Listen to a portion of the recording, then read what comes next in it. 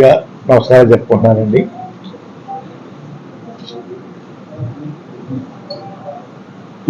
ముఖ్యమంత్రి గౌరవనీయులు జగన్మోహన్ రెడ్డి గారు పిలుపు మేరకు వైసీపీ పార్టీలోకి చేరడానికి నిర్ణయం తీసుకున్నానండి.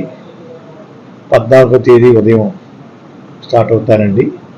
ఈవినింగ్ 4 to 6 మధ్యన పార్టీలో జాయిన్ అవ్వడానికి వెళ్తున్నానండి. ఆ విషయం మీ ద్వారా నన్ను అభిమానించే వాళ్ళందరికీ తెలియపరచమని కోరుకుంటున్నానండి.